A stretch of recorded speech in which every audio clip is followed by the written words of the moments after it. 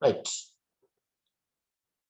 In our last lesson, we have studied about the polarity of compounds, how polarity are formed. Oh, what is the reason for causing polarity? Polarity. So how the compounds get polarity? These are the things we have studied in our last lesson. So today I will explain these things again in brief. Okay. First, we have to understand uh, what is polarity. What is polarity? So polarity means here you can see in this compound, the hydrogen is a molecule. It has same atoms, which same atoms have the same electronegativity. Okay. So I'll explain from this hydrogen molecule. Do you know what is electronegativity? We can simply say electronegativity is an ability to attract the bond pair electrons in a covalent compound when it is joining together. When it is joined together to form some compounds, right? So this is known as the electronegativity. You know, different atoms have different electronegativity. Here, hydrogen, we have two hydrogen atoms here.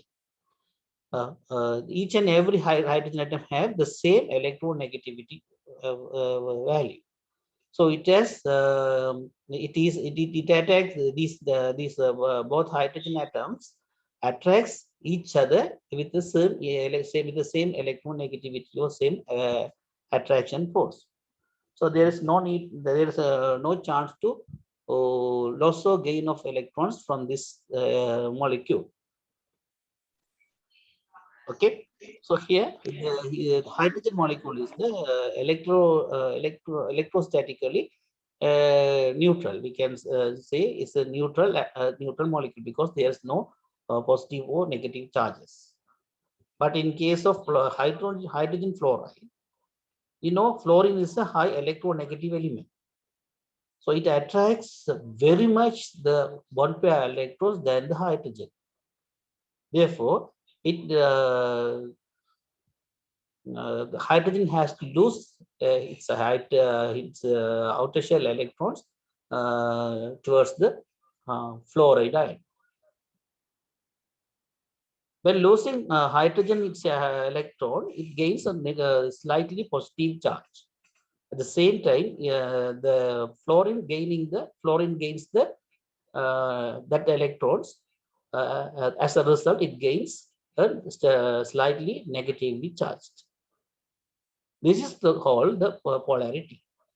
In this manner, the molecules or compounds gets polarity. Okay, I'll explain in our mother tongue. இப்போ பார்த்தீங்கன்னா உங்களுக்கு இந்த electronegativity என்ன என்னன்னு சொன்னால், electronegativity என்பது bond பேர் covalent பாண்டிங்ல இருக்கும் பொழுது பாண்ட் பேர் எலக்ட்ரான்ஸ் தன்னுடைய பக்கம் அட்ராக்ட் பண்ணி இழுக்கிற அந்த அபிலிட்டியை தான் நாங்க சொல்றோம் நாங்கள் எலக்ட்ரோநெகட்டிவிட்டி. இப்போ எலக்ட்ரோநெகட்டிவிட்டி என்பது இல்ல மின் எதிர்த்தன்மை என்று சொல்லுவோம். இந்த மின் எதிர்த்தன்மை என்பது அணுக்களுக்கு அணுக்கள் வித்தியாசப்படும். In a periodic table, you know, group 7 elements are high electronegative elements. ஆவர்த்தன அட்டவணையில 7ஆம் கூட்டத்தைச் சேர்ந்த மூலகங்கள் யாவும் உயர் மின் எதிரானவை என்று கேள்விப்பட்டிருப்பீங்க.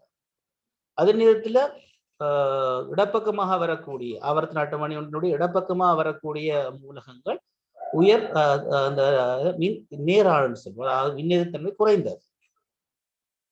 இந்த ஐதரசன் மூலக்கூறை எடுத்து பார்ப்பீர்களா இருந்தால் இந்த ஐதரசன் மூலக்கூறுகள் ரெண்டுமே ஒரே வகையான அணுக்கள். ஆகவே இது ரெண்டும் ஒரே வகையான எலக்ட்ரோநெகட்டிவிட்டியை கொண்டிருக்கும் அல்லது என்ன மின்னெதிரிய தன்மையை கொண்டிருக்கும். அப்ப இந்த பொன்பையா எலக்ட்ரான்ஸை இது ரெண்டும் சம அளவுல என்ன செய்யும், அட்ராக்ட் பண்ணி கொண்டு இருக்கும். இந்த ஒரு கோடால காட்டப்பட்டிருக்கிறது உங்களுக்கு தெரியும், நாங்கள் ஏற்கனவே என்னன்னு சொல்லியிருக்கிறோம், ஒரு பொன்பையா எலக்ட்ரான்ஸ். இப்போ இந்த பொன்பையா எலக்ட்ரான்ஸ் தான் இந்த ஐதரசனும் ஒரே ஃபோர்ஸை கொடுத்து அட்ராக்ட் பண்ணி கொண்டு இருப்பினும். அப்ப அதனால இந்த இதுல இருக்கிற எலக்ட்ரான் என்ன ஒரு ஆள் லூஸ் பண்ணவோ கெயின் பண்ணவோ சான்ஸ் இல்லை.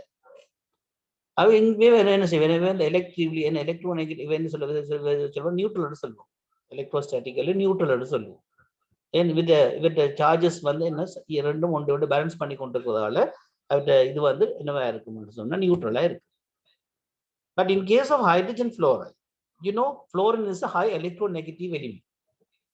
சரி, இந்த ஹைட்ரஜன் ஃப்ளோரைட்ல பார்ப்பீர்களாக இருந்தால் ஹைட்ரஜன் ஃப்ளோரைட்ல இருக்கக்கூடிய ஃப்ளோரின் உயர் மின்னெதிரான ஒரு மூலகம் ஆகும். அப்ப அது அந்த பாண்டிங்ல இருக்கீங்களா பாண்ட் பேர் எலக்ட்ரான்ஸ், அதாவது பிணைப்புச்சோடி இலத்தினை தன்னை நோக்கி கவருகின்ற ஆற்றல் அதற்கு மிக அதிகமாக காணப்படும். எனவே இந்த பிணைப்புல இருக்கக்கூடிய அந்த பிணைப்புச்சோடி இலத்தினை மிக இது உயர் விசையோடு தன்னை நோக்கி ஈர்த்து கொள்ளும். அவ்வாறு ஈர்த்துக் கொள்வதால இந்த ஹைட்ரசனுக்கு ஒரு சிறிய நீரேற்றம் ஒன்று கிடைக்கும். அதே நேரத்தில் இந்த புளோரினுக்கு சிறிய மறையேற்றம் ஒன்று கிடைக்கும். இவரோட இலத்திரன் பறிமுதல் செய்யப்படுறதால இவருக்கு நேரேற்றம் வருது. இவரோட இலத்திரன் வந்து சேர்றதால இவருக்கு ஒரு மறையேற்றம் கிடைக்குது. இந்த சந்தர்ப்பம் இதன் காரணமாக தான் என்ன நடக்குது, இந்த முனைவுத்தன்மை அதாவது போலாரிட்டி என்பது உருவாக்கப்படுது அல்லது போலாரிட்டி என்பது தோற்றம் பெறுது. போலாரிட்டி என்பது எவ்வாறு உருவாகும் என்றால், ஒரு அணு இலத்திரனை இழக்கின்ற அதே நேரத்தில் இன்னொரு அணு அந்த இலத்திரனை பெற்றுக்கொள்ள வேண்டும். இலத்திரனை இழப்பதால் உங்களுக்கு தெரியும் என்ன நேரேற்றங்க உண்ட அயன்கள் அல்ல நேரேற்ற நிலைமைகளும் இலத்திரனை பெற்றுக்கொள்வதால மறையேற்ற நிலைமைகளும் உருவாகும். இந்த நேரேற்ற மறையேற்ற நிலைமைகள் உருவாகுது, அதாவது நாங்கள் சொல்றதா இருந்தா ஆங்கிலத்தில் அன்ஈவன் டிஸ்ட்ரிபியூஷன் ஆஃப் எலக்ட்ரான்ஸ். இந்த எலக்ட்ரான் வந்து இவருக்கும் சமனா பண்றோம், கோவலன்ட் காம்பவுண்ட் அதான் மீனிங் என்ன, ரெண்டு பேரையும் சமனா பங்கிட்டு இருக்கும். பட் இவர் என்ன செய்வார், தன்னை நோக்கி அதை இழுத்தெடுக்கிறதால நீங்க அன்ஈவன் டிஸ்ட்ரிபியூஷன் ஆஃப் எலக்ட்ரான்ஸ் வரப்போகுது. This goes the polarity. So let us go through the notes. Okay, இப்போ நாங்க அந்த நோட்ஸை பார்ப்போம். Electronegativity takes different values for different atoms. Okay, ஒரு ஆட்டத்துக்கு ஏற்ப different electronegativity வேறுபடும். Then hydrogen molecule is formed by joining of two hydrogen atoms of equal electronegativity by a covalent bond. இப்போ hydrogen மாலிக்யூல்ல வரக்கூடிய இரண்டு ஹைட்ரஜன் ஆட்டமும் சமனான எலக்ட்ரோநெகட்டிவிட்டி கொண்டிருக்கிறதால அது சம அளவுல ஒன்று இருக்க போகிறது. The distribution of electrons in the bond pair of this molecule is symmetrical. Symmetrical means evenly. And சமனாக பங்கிடப்பட்டது. The distribution of electrons in the bond pair of this molecule is symmetrical. Symmetrical சரி சமனாக இரண்டுக்கும் பகிரப்பட்டிருக்கிறது என்று அந்த கருத்து. Therefore, the hydrogen is a non-polar molecule. இதனால ஹைட்ரஜனை நாங்க சொல்ல போறோம் என்ன, ஒரு முனைவுத்தன்மை இல்லாத மூலக்கூறுன்னு சொல்லுவோம். ஏன் அங்க முனைவுத்தன்மை வாரத்துக்கான வாய்ப்பு இல்லை. But when two atoms of different electronegativities are joined by a covalent bond, the attraction imposed by the two atoms on the bond pair is different. வேற வேற எலக்ட்ரோநெகட்டிவிட்டி உள்ள ரெண்டு எலிமெண்ட்ஸ் சேர்ந்து ஒரு கோவலன்ட் பாண்ட்ல இருக்குமாக இருந்தா அது அந்த பாண்ட் பேர் எலக்ட்ரான்ஸை தன்னை நோக்கி அட்ராக்ட் பண்ற அந்த அது வந்து வேறுபடும். Let us take hydrogen fluoride molecule as an example. For example, hydrogen fluoride கருதுமா இருந்தா fluorine is more electronegative than hydrogen. Fluorine வந்து hydrogen விட more electronegative னு தெரியும். The bond pair is more displaced towards the fluorine. அப்ப இந்த bond pairல இருக்கக்கூடிய அந்த electrons இதுல இருக்கக்கூடிய எலக்ட்ரான் மிக அதிக அளவுல fluorine பக்கமாக இழுக்கப்படும். Right? So the electron distribution is not symmetrical. அப்ப இந்த electron distribution வந்து சமச்சீராக இருக்காது, ஈவனா இருக்காது. Consequently, the fluorine atom bears a small negative charge. இதன் விளைவா fluorine atomக்கு ஒரு நெகட்டிவ் சார்ஜ் கிடைக்கும். அதே நேரத்தில் ஹைட்ரஜன் ஆட்டத்துக்கு ஒரு பாசிட்டிவ் சார்ஜ் கிடைக்கும். This is known as polarization. இதைத்தான் நாங்க என்ன சொல்றோம், முனைவாக்கம் என்று சொல்றோம். However, the molecule hydrogen fluoride as a whole is a neutral molecule. Hydrogen fluoride நீங்க பாப்பீங்களா இருந்தா அது ஒரு நியூட்ரல் மாலிக்யூலா இருக்கும். ஆனா ஹைட்ரஜன் fluoride அந்த இதை பார்க்கும்போது ஃபார்மேஷனை பார்ப்பீங்க அங்க ஒரு போலாரிட்டி இருக்கும். Right? When two atoms of unequal electronegativities are joined by a covalent bond, it gets polarized due to asymmetric distribution of electrons. வேற வேற எலக்ட்ரோநெகட்டிவிட்டி உள்ள இரண்டு அணுக்கள் ஒரு பங்கிட்டு வலுப்பிணைப்பின் மூலமாக இணைந்து கொள்ளுமாக இருந்தால் அவர்களுடைய பகிரப்படுகின்ற அந்த இலத்தினுடைய விநியோகம் வந்து என்னவா இருக்கும், சமச்சீரற்றதாக இருக்கும். asymmetric means சமச்சீரற்ற தன்மையாக இருக்கும். Such bonds are called covalent bonds. இந்த bonds நாங்க என்ன அழைக்க போறோம், கோவலன்ட் போலார் compound சொல்லுவோம் இல்ல polar covalent bonds னு சொல்லுவோம்.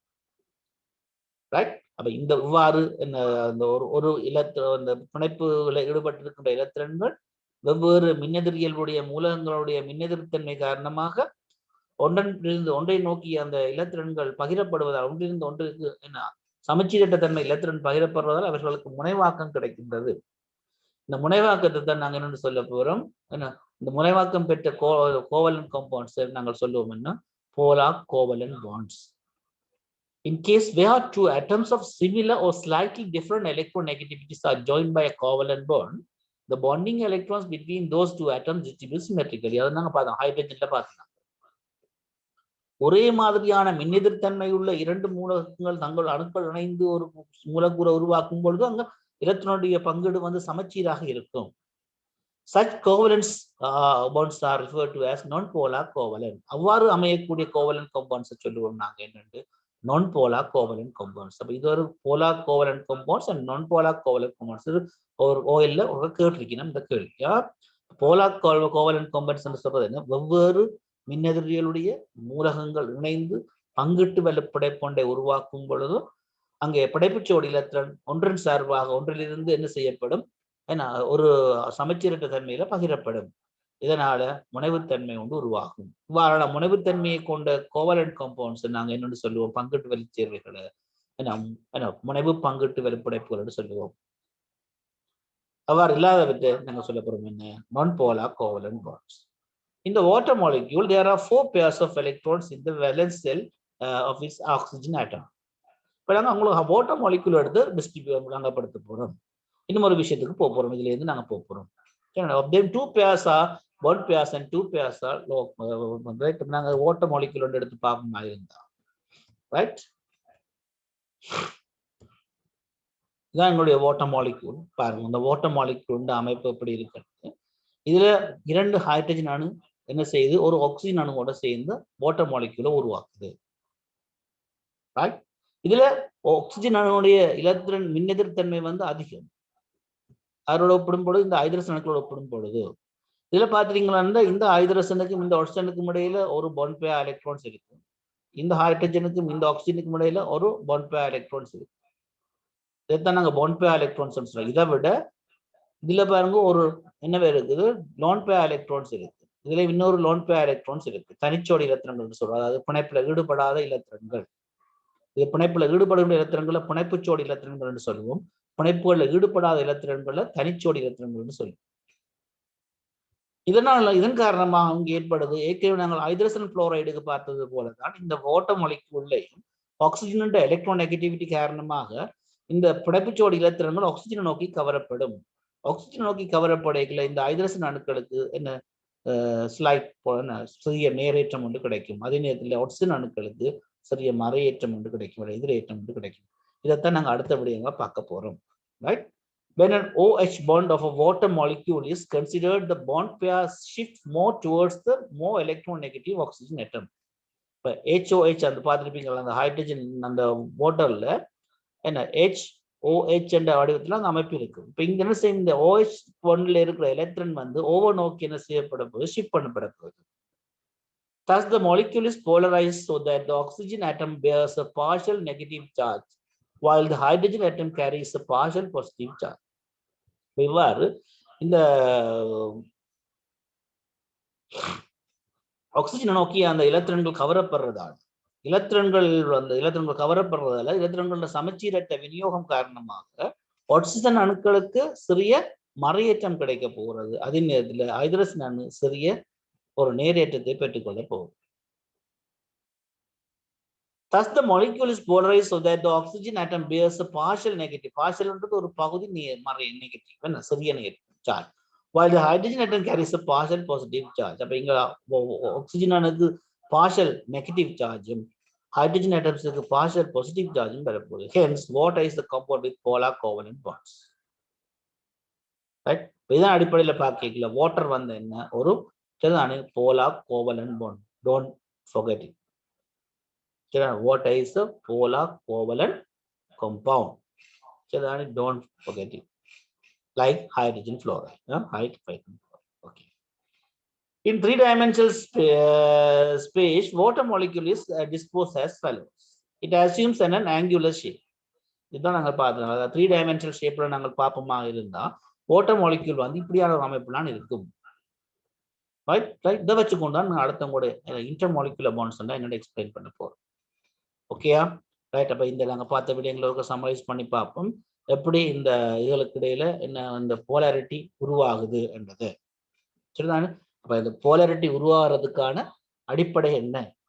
சரி, அப்ப போலாரிட்டி ஒன்று உருவாக வேண்டுமாக இருந்தால் வெவ்வேறு மின்னெதிரியல்புடைய மூலகங்கள் தங்களுக்கு இடையில என்ன சந்தேகம் பங்கிட்டு வலைப்பிணைப்பில் ஈடுபடணும். அவ்வாறு பங்கிட்டு வலைப்பிணைப்பில் ஈடுபடும் பொழுது உயர் மின்னெதிரான மூலகங்கள் என்ன செய்யும்? அந்த பிணைப்புச்சோடி இலத்திரன்களை தன்னை நோக்கி கவரும். அவ்வாறு கவரும் பொழுது அந்த கவரப்படுகின்ற அதாவது எந்த மூலகம் இலத்திரன்களை கவருகின்றதோ அது சிறிய மறையேற்றத்தை பெறுகின்ற அதே வேளை எந்த அணு இலத்திரன் எந்த இலத்திரன் நீக்கப்படுகிறதோ அல்ல இலத்திரன் எந்த அணுலிருந்து விலகி அசைக்கப்படுகிறதோ அந்த அணு என்ன செய்யும்? சிறிய நேரேற்றத்தை பெறும். இவ்வாறு நேரேற்றங்களும் மறையேற்றங்களும் உருவாவதுதான் என்று சொல்லப்படும் என்ன முனைவுத்தன்மை என்று அழைக்கப்படும். அப்புறம் போலார் கம்பவுண்ட்ஸ் எப்படி உருவாகுது என்ற விடயத்தை நாங்கள் சிம்பிளா சொல்லியிருக்கிறோம். இன்னும் உங்களுக்கு மேலதிக விளக்கத்துக்காக நான் இப்போ என்ன செய்ய போறேன்னு சொன்னா உங்களுக்கு ஒரு சின்ன வீடியோ ஷோ ஒன்று போட போறேன். சரி, அப்போ வீடியோ ஷோ நீங்க பாத்தீங்கன்னா இன்னும் கொஞ்சம் கூடுதல் இருக்கிற ஐடியா வரும். ரைட், அந்த ஐடியா வச்சுக்கொண்டு you can get more idea. Okay, now the time to watch the video. Okay, இப்போ இதில் ஆடியோக்கள் இதெல்லாம் ஷேர் பண்ணிட்டு நான் உங்களுக்கு வரேன்.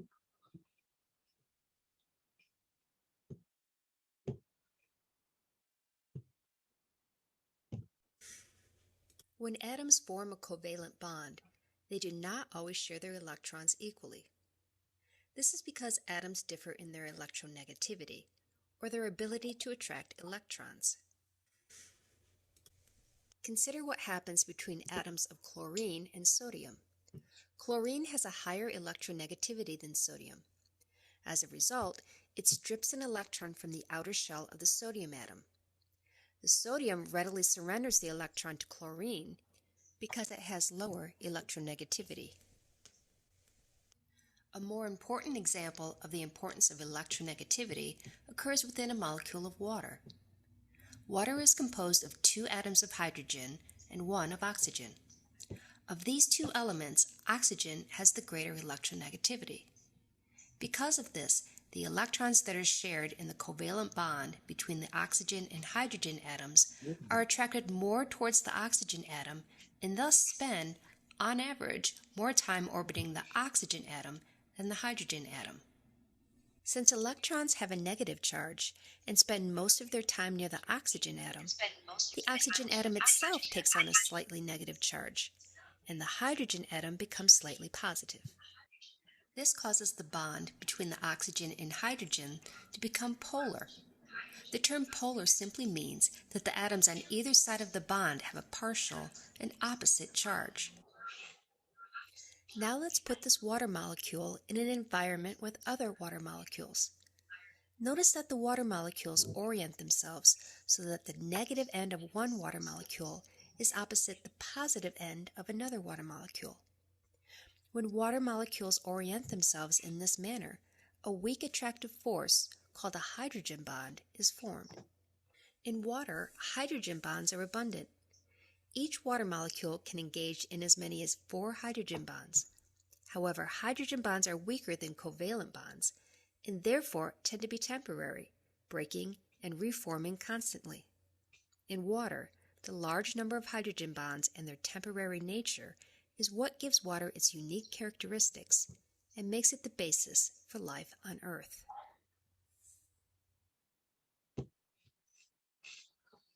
ரைட், இப்போ நீங்கள் இந்த ஒரு ஹைட்ரஜன் பாண்டை பற்றி சொல்ல இதுதான் இந்த இன்டர்மாலிகுலர் பாண்ட் ஒரு வகை தான் ஹைட்ரஜன் பாண்ட். அதுக்கு எக்ஸாம்பிள் சொன்னா தான் ஹைட்ரஜன் பாண்ட்னு சொல்லுவோம். இதில் பார்த்தீங்கன்னா நீங்கள் ஒரு ஹைட்ரஜன் பாண்ட் உருவாகிறதுக்கு என்ன மாதிரியான அந்த அன்ஈவன் டிஸ்ட்ரிபியூஷன் ஆஃப் எலக்ட்ரான்ஸ் வந்துட்டு பார்த்து சரியா ரைட். ஸோ அப்போ அதில் அது வந்து உங்களுக்கு ஒரு ஹைட்ரஜன் பாண்ட் சம்பந்தமான அந்த ஹைட்ரஜன் பாண்ட் வேர்டு உங்களுக்கு தேவையில்லை. பட் அந்த இன்டர்மாலிகுலர் பாண்ட் விடயம் தான் நாங்கள் என்ன நம்ம இன்ட்ரோடியூஸ் பண்ண விரும்புகிற விஷயம். சரி, ரைட். இப்போ let us see how hydrogen fluoride gets polarity.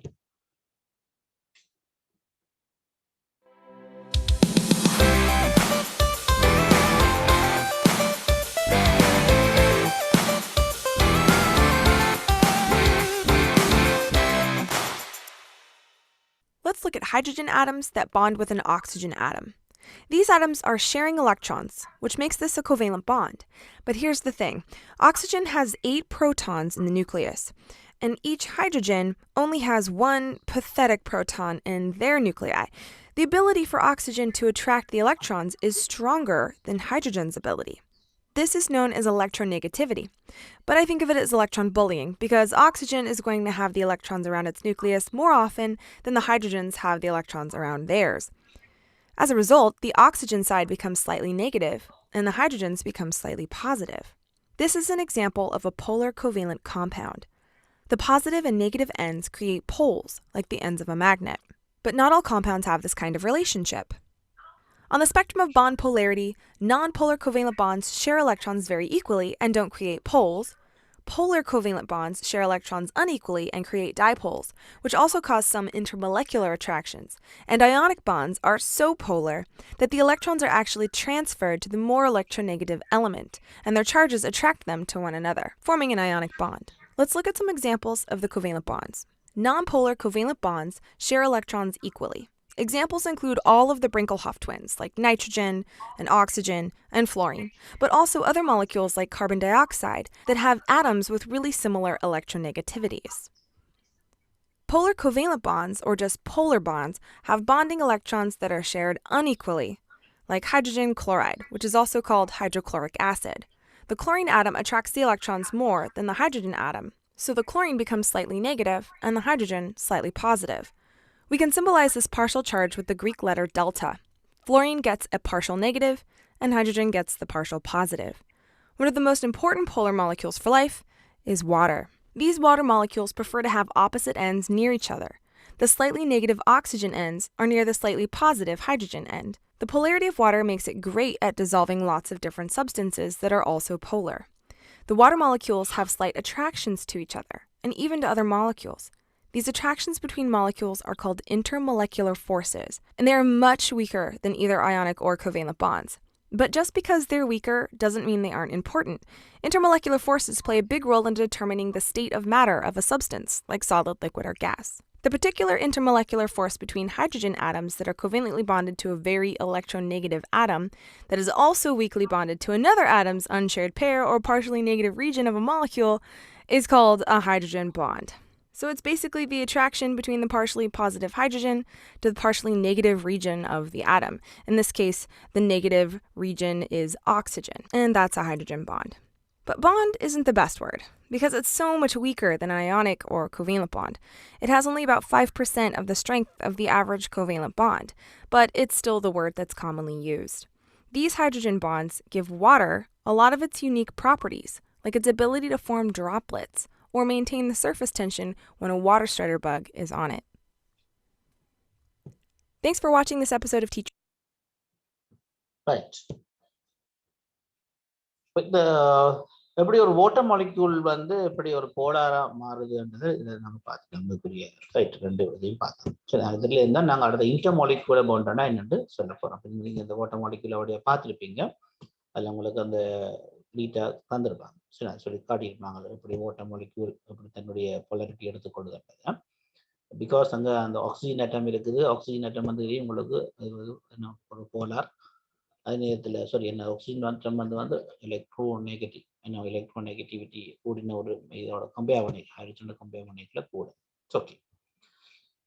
So in water molecules, the hydrogen atoms which bear a very small positive partial charge for attractive forces with oxygen atoms bearing a very small negative charge of the neighboring water molecules. Okay. பாப்போம். இந்த இதான் அந்த சொல்லப்பட்ட அந்த water molecule நான் உங்களுக்கு இதில் கிராஃபிக்கலாக போட்டு இதில் வீடியோவில் வழியாக பார்த்துருப்பீங்க. In water molecules, the hydrogen atoms which bear a very small positive partial charge from attractive force with the oxygen atom bearing a very small negative charge of the neighboring water molecules. அடுத்தடுத்து பக்கத்துல வரக்கூடிய ரெண்டு water மாலிக்யூலோட compare பாருங்களேன். இதுல பாத்தீங்கன்னு சொன்னா இந்த பொன்பே electrons oxygen தன்னை நோக்கி அட்ராக்ட் பண்ணதால் இந்த பொன்பே எலக்ட்ரான்ஸ் ஆக்சிஜன் தன்னை நோக்கி அட்ராக்ட் பண்ணதால் இவருக்கு சின்ன பார்ஷியல் பாசிட்டிவ் சார்ஜ், அதே நேரத்தில் அந்த எலக்ட்ரான் இவற்றை பக்கம் ஷிஃப்ட் ஆகினதால இவருக்கு ஒரு பார்ஷியல் நெகட்டிவ் சார்ஜும் வருது. ஆனா உங்களுக்கு தெரியும் இந்த நெகட்டிவும் பாசிட்டிவும் ஒன்றே அட்ராக்ட் பண்ணும். சரி, அப்ப இதுல பாத்தீங்கன்னா அடுத்தடுத்து வரக்கூடிய ரெண்டு மாலிக்யூல்ஸ் பக்கத்துல இருக்கக்கூடிய ரெண்டு வாட்டர் மாலிக்யூல்ஸ் எடுத்து பாத்தீங்கன்னா இந்த ஆக்சிஜன் இருக்கக்கூடிய அந்த பார்ஷியல் நெகட்டிவ் சார்ஜ் காரணமாகும், அதே நேரத்தில் இன்னொரு வாட்டர் மாலிக்யூல் இருக்கக்கூடிய ஹைட்ரஜன் பார்ஷியல் பாசிட்டிவ் சார்ஜ் காரணமாகும். இந்த ரெண்டு பேருக்கும் இடையில ஒரு சின்ன அட்ராக்ஷன் வந்து வரப்போகுது. சரியா, இதுல பார்த்தோம்னு சொன்னா இந்த ஆக்சிஜன் காணப்படுற பார்ஷியல் நெகட்டிவ், அதே நேரத்தில் இன்னொரு வாட்டர் மாலிக்யூல் இருக்கக்கூடிய ஹைட்ரஜன்ல இருக்கக்கூடிய பார்ஷியல் பாசிட்டிவ், பார்ஷியல் நெகட்டிவுக்கும் பார்ஷியல் பாசிட்டிவுக்கும் முடிய சின்ன அட்ராக்ஷன் வந்து வரும். இந்த அட்ராக்ஷனோட வர ஃபோர்ஸ் தான் இன்டர்மாலிகுலர் பாண்ட்ஸ் வந்து சொல்லுவாங்க. ஹைட்ரஜன் பாண்ட் சொல்லி இப்போ அவங்க எக்ஸ்பிளைன் பண்ண எங்களுக்கு தேவை. சரி, இன்டர்மாலிகுலர் பாண்ட்ஸ்னா இதுதான் விளக்கம். சரி, அப்போ இந்த இன்டர்மாலிகுலர் பாண்ட்ஸ் வரதால உங்களுக்கு என்ன விஷயம், என்ன அட்வான்டேஜ் கிடைச்சிருக்கு, இல்லை என்ன முக்கியத்துவம்ன்றது அடுத்து நாங்கள் சொல்லுவோம். இது கேட்டிருக்கிறவங்களுக்கு ஓஎல் பேப்பர்ல 2-3 கேள்வியாக கேட்டிருக்கோம்.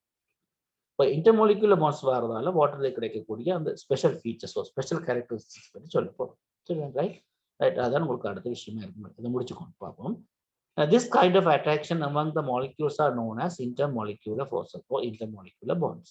இவ்வாறு இரண்டு அடுத்தடுத்து வார மூலக்கூறுகளுக்கு இடையில வரக்கூடிய அந்த வலிமை குறைந்த கவர்ச்சி விசையால் உருவாக்கக்கூடிய பிணைப்புகளை சொல்லப்படும் மூலக்கூற்றுடைய பிணைப்புகள் அல்லது intermolecular bonds சொல்லுவோம். These intermolecular forces are not as strong as the covalent bonds between the oxygen atoms and the hydrogen atom in the water molecule. இது அவ்வளவு ஸ்ட்ராங்கான பாண்ட் இல்லை. ஒரு வாட்டர் மாலிக்யூல்ல ஹைட்ரஜனுக்கும் ஆக்சிஜனுக்கும் இடையில வரக்கூடிய அந்த ஸ்ட்ராங்கான கோவலன்ட் பாண்ட் மாதிரி இருக்க முடியாது. அது வீக் பாண்ட்ஸ் சொல்லுவோம். பொதுவாக இந்த பாண்ட்ஸ் நாங்கள் சொல்ல போனோம் என்ன வீக் பாண்ட்ஸ் என்ன இல்லை இன்னும் ஒரு டைப் இருக்கு வெண்டவேல்ஸ் சொல்லுவோம். வெண்டவேல்ஸ் தீஸ் இதெல்லாம் வீக் பாண்ட்ஸ் கேட்டகரிக்கு வரும். ஹைட்ரஜன் பாண்ட்ஸ், அதே போல வெண்டவேல்ஸ் பாண்ட்ஸ், அதே போல பாஸ்போடைஎஸ்டர் பாண்ட், இப்படி எல்லாமே இருக்கு. டிஎன்ஏல வருது, அப்படி எல்லாமே இருக்கு. இதெல்லாம் weak bonds. These intermolecular forces are not strong, அதனால weak bonds ன்னு சொல்றோமா. Yet these intermolecular forces impart many special properties to water. இதனால சில ஸ்பெஷல் ப்ராப்பர்ட்டி வாட்டருக்கு கிடைச்சிருக்கு. அது பார்ப்போம். Because of these intermolecular forces, water exists as a liquid at a room temperature. இதனால தான் வாட்டர் வந்து என்னவா இருக்குது பாருங்க, அந்த மூலக்கூறுகளை இடைச்சு கிட்ட வச்சிருக்கிறதால அது லிக்விட் ஸ்டேஜ்ல இருக்கு. This is very important feature for the existence of the life in earth. Life on earth. இந்த பூமியில உயிரங்கியல் வாழ்றதுக்கு மிக அடிப்படையாக அமைஞ்ச விஷயமே இது ஒன்றுதான். ஏன்னா அந்த நீர் வந்து லிக்விட் ஸ்டேஜ்ல இருக்குது. நீர் வேறு இடங்கள் எல்லாமே இருக்குது. சரிதான், நாங்கள் பார்த்து நாங்கள் மாஸ்ல வாட்டர் இருக்குன்னு சொல்றாங்க. அதே போல நெப்டியூன், நெப்டியூன்லேயும் வாட்டர் இருக்குன்னு சொல்றாங்க. சரி, இப்போ ரிசர்ச்கள் சொல்லுது. பட் அங்கே வாட்டர் எப்படி இருக்குன்னு சொன்னா வாட்டர் வேப்பரா அல்லது என்னவா இருக்குது, ஐஸ் தான் இருக்கு, சாலிட் ஸ்டேட்ல இருக்கு. அந்த வாட்டர் வந்து இப்போ பூமியில இருக்க உயிரங்கிகளால அது பயன்படுத்த முடியாத வாட்டர். இப்போ பூமியில இருக்கிற மாதிரியான உயிரங்கிகள் எங்க இருக்க முடியாதுன்னு சொல்லினோம், இந்த மாஸ்லயோ அல்லது நெப்டியூன்லயோ இருக்க முடியாது. ஏன்னா இது அந்த ரிசர்ச்ல இருந்து வர வாட்டர் இருக்கிற இடம் எல்லாம் உயிரங்கிகள் இருக்க முடியாதுன்னு இல்லை. இப்போ பூமியில இருக்கிற மாதிரியான உயிரங்கிகள் வேறு இடங்கள்ல இருக்கிறாது வாய்ப்பு. அதாவது அங்கேயும் அப்படின்னா வாட்டர் வந்து என்னவா இருக்கணும், லிக்விட் ஸ்டேஜ்ல இருக்கணும். ஓகே ஓகே, இந்த கட்டாயம்னா அவருக்கு ஜாயின் பண்ணிக்கொள்ளுங்க. In case that there were no intermolecular forces among the water molecules, water is gas at room temperature. அப்ப இந்த intermolecular force இல்லை என்று சொன்னா, இந்த வாட்டர் மாலிக்யூல்ஸுக்கு இடையில intermolecular force இல்லாம இருந்திருந்தா வாட்டர் என்னவா இருந்திருக்கும், கேஸா தான் இருந்திருக்கும். சரிதானே, ரைட்? அப்ப இல்ல இப்ப இந்த இதுல பாத்தீங்கன்னா இந்த intermolecular bonds வந்ததால வாட்டருக்கு கிடைச்சிருக்கக்கூடிய ஸ்பெஷல் ஃபீச்சர்ஸை பற்றி அடுத்த உங்களுக்கு நாங்கள் ஹைலைட் பண்ணியிருக்கேன். இதை பார்த்துக்கொண்டு கவனம். Some special properties possessed by water due to attractive forces among the water molecules are as follows. So simple சொல்றதா intermolecular. இந்த intermolecular bond or intermolecular forces வாட்டருக்கு கிடைச்சிருக்கக்கூடிய ஸ்பெஷல் ஃபீச்சர்ஸ். அது ஒன்றுதான் என்ன, very high boiling point. 100 degree Celsius தான் water வந்து boils தான். ஓகே, அப்போ அது வந்து ஹை பாயிலிங் பாயிண்ட் சொல்லு. அடுத்தது high specific heat capacity. Specific heat capacity means இப்போ 1 kilogram of water நீங்க ஹீட் பண்ணணுமா இருந்தா அதோட டெம்பரேச்சர் 1 யூனிட்டால நீங்க இன்க்ரீஸ் பண்ண வேணுமா இருந்தா you have to provide 4200 joules of heat energy. Right? அதான் அந்த meaning high specific heat capacity இந்த மீனிங். 1 கிலோகிராம் வாட்டர் என்ன 1 கிலோகிராம் வாட்டரை அந்த டெம்பரேச்சர் 1 டிகிரியால நீங்க இன்க்ரீஸ் பண்ணலாம். சரி, ஃபார் எக்ஸாம்பிள் இப்போ 30 டிகிரியில் இருக்குன்னு சொன்னா 30 டிகிரி செல்சியஸ் இருக்குன்னு சொன்னா நீங்க 31 டிகிரியா மாற்ற போறீங்க. அதர்வைஸ் என்ன 300 கெல்வின்ல இருக்குன்னு சொன்னா 301 கெல்வினுக்கு கொண்டு போக போறீங்க. அப்ப நீங்க கொடுக்க வேண்டிய ஹீட் வந்து எவ்வளவா இருக்குன்னு சொன்னா 4200 ஜூல்ஸ். Very high heat. சரி, அப்ப இது வந்து அந்த ஹை ஸ்பெசிபிக் ஹீட் கெப்பாசிட்டி. அதான் நாங்க என்ன செய்யறோம்னு சொன்னா வாட்டர் ஆஸ் அ கூலண்ட் படிச்சிருப்போம். சரி, வாட்டரை நாங்க கூலண்டா பாவிக்கிறோம் தானே. முக்கியமாக இந்த வெஹிக்கிள்ஸ் தான் ரேடியேட்டர்ஸ். ரேடியேட்டர்ஸ்ல ரேடியேட்டர் லிக்யூடா நாங்க என்னத்தை பாவிக்கணும், வாட்டரை தான் பாவிக்கணும். இப்போ அந்த இன்ஜின்ல இருந்து வர ஹீட் அதோட என்ன செய்யக்கூடியதாக இருக்குது, வாட்டர் அப்சர்வ் பண்ணும். அந்த ஸ்பெசிபிக் ஹீட் கெப்பாசிட்டி கூட தானே. இப்போ நீங்க கொடுக்க கிட்டத்தட்ட 4200 ஜூல்ல கொடுத்தா தான் அதோட டெம்பரேச்சர் 1 டிகிரியால இன்க்ரீஸ் ஆகும். வார ஹீட்ல அதை எடுத்துக்கொண்டே இருக்கும். அதனாலதான் வாகனங்கள்ல ரேடியேட்டர்ஸ்ல வாட்டரை பாவிக்கிறது. சரியா, அது சொல்லியிருந்தோம். இந்த கூலண்ட் பேர்ல வருது, உண்மையில அதுக்குள்ள இந்த கெமிக்கல் கம்பஷனை பாத்தீங்கன்னு சொன்னா அது வாட்டரா தான் இருக்கு. சரியா, ரைட். இது வந்து இந்த கூலண்டா இருக்கிறதுக்கான அடுத்தது having a higher density than that of ice. இது பெரிய ஒரு மிராக்கிள். இப்போ வாட்டரும் ஐஸும் ஒரே கம்பவுண்ட் தான் பார்க்க போனீங்க. ஏன்னா வாட்டர் வந்து லிக்விட் ஸ்டேட்ல இருக்குது, ஐஸ் வந்து சாலிட் ஸ்டேட்ல இருக்கு. இதுல என்ன விசேஷம் வந்து பாத்தீங்கன்னு சொன்னா இந்த வாட்டர்ல வந்து லிக்விட் ஸ்டேஜ் ஆஃப் வாட்டர்ல வந்து ஐஸ் வந்து மிதக்கும். இதுல என்ன நடக்குதுன்னு சொன்னா லிக்விட் ஸ்டேட் அதுல மீனிங் என்ன, ஓவராக சில டென்சிட்டி கூடின திங்ஸ்ல டென்சிட்டி குறைஞ்ச திங்ஸ் வந்து ஃப்ளோட் பண்ண மாட்டாதான் எங்களோட தியரி. அப்ப இதுல இருந்து ஒரு விஷயம் விளங்குதுன்னு சொன்னா ஐஸ் கியூபும் வாட்டரும் ஒரே கெமிக்கல் தான். ஆனா லிக்விடா இருக்கேக்குல அதோட டென்சிட்டி கூடவா இருக்கு, சொலிடா இருக்கேக்கு அதோட டென்சிட்டி குறைவா இருக்கு. அது ஒரு மிராக்கிள். நாங்கள் பார்க்க நம்பிடாம இருக்கு. சொலிடா வந்தா தான் என்ன செய்யணும், ஏன்னா கூடணும் டென்சிட்டி கூடணும். இது லிக்விடா இருக்க டென்சிட்டி கூடவா இருக்குது, சொலிடா வரைக்கும் டென்சிட்டி குறையும். அதனால ஐஸ் கியூப் வந்து என்ன செய்யுது, தண்ணியில மிதக்குது.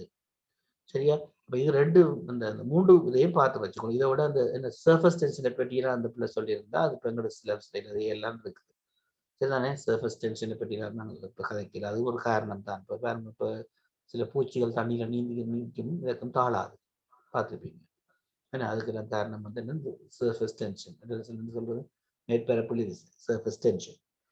சரியா, அதே போல ஒரு கெப்லர் டியூப்ல தண்ணி மேல நீங்க பாருங்க, ஒரு பென் ரீஃபில்ல கொண்டே வாட்டர் ஆஃப் ஒரு டம்ளருக்கு வச்சிங்கன்னா அந்த பென் ரீஃபில்ல தண்ணி கொஞ்சம் மேலே ஏறும் பார்த்துருப்பீங்க. ஏன்னா பென் ரீஃபில் எடுத்து முடிஞ்ச அப்புறம் பென் ரீஃபில் எடுத்து கொண்டு போய் ஒரு டம்ளருக்கு தண்ணி எடுத்து போட்டு கொண்டே வச்சிங்கன்னா டம்ளருக்கு இருக்கிற வாட்டர் லெவலை விட அங்க தண்ணி கூட இருக்கும். சரி, அப்ப இது வந்து நாங்கள் சர்ஃபேஸ் டென்ஷன் சொல்றோம். சரி, சர்ஃபேஸ் டென்ஷன்ல எக்ஸ்பெரிமெண்ட் இருக்கு, அது சம்பந்தமா அப்புறம் பிசிக்ஸ்ல உங்களுக்கு அது பெரிய ஒரு செக்ஷனாகவே இருக்குது. இப்போ நான் அதை பற்றி கதைக்க தேவையில்லை, பட் அந்த வீடியோ கிளிப்ல வந்தபடியா சொல்றேன். சரி, அப்படியே ஓகே. இவ்வளவுத்தையும் நீங்கள் இப்போ திருப்பி ஒருக்க பார்த்துக்கொள்ளுமோ. சரி, properties of ionic and covalent compound. இப்போ நாங்கள் என்ன செய்ய போறோம்னு சொன்னா அயனிக் காம்பவுண்ட் இந்த பாடத்தின் முடிவு கட்டத்துக்கு வந்துட்டோம். சரிதானே, அயனிக் காம்பவுண்டையும் கோவலன்ட் காம்பவுண்டையும் நாங்கள் என்ன செய்யணும்னு சொன்னா இப்போ நாங்கள் கம்பேர் பண்ண போறோம். சரியா, ரைட். அதுக்கு ஒரு ஆக்டிவிட்டியோட புக்ல போட்டிருக்கீங்க. இந்த ஆக்டிவிட்டியை நாங்கள் பார்க்க வரும். சரியா, இது வந்து உங்களோட எக்ஸ்பெரிமெண்ட் செய்துதான் இது இந்த முடிவெடுக்க சொல்லினோம். நாங்கள் எக்ஸ்பெரிமெண்ட்டை விளங்கப்படுத்துவீர்கள். அப்புறம் நீங்கள் முடிஞ்ச அப்புறம் கட் பண்ணி வந்த அப்புறம் 2 விளங்கப்படுத்தி கொஞ்சம் விஷயம் தான் இருக்கு, பார்த்துட்டு பாடத்தை முடிக்கலாம். நாங்கள் அப்புறம் அதை எக்ஸசைஸ் தான் செய்ய இருக்கிறோம். சரிதானே, ரைட். முதலாவது என்ன செய்ய போறோம்னு சொன்னா அந்த எலக்ட்ரிக் கண்டக்டிவிட்டியை பற்றி அறிய போறோம். இந்த அயனிக் பொருளுடையோ கோவலன்ட் பொருளுடையோ எந்த விதமான ப்ராப்பர்ட்டிஸும் நாங்கள் இதோட டிஸ்கஸ் பண்ணிடல. சரி, நான் இப்போதான் டிஸ்கஸ் பண்ண போறேன்.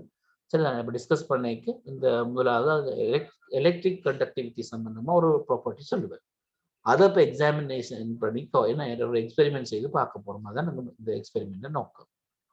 Right, examining the electrical conductivity of the solution of ionic and covalent compound.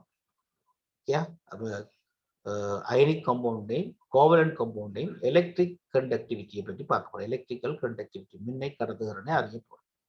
method. Check 4 equal beakers and label them A, B, and C, A, B, C, and D. Add salt solution to A, copper sulfate solution to B, sugar solution to C, and distilled water to D. Dip to carbon rods in each solution. Complete the circuit as seen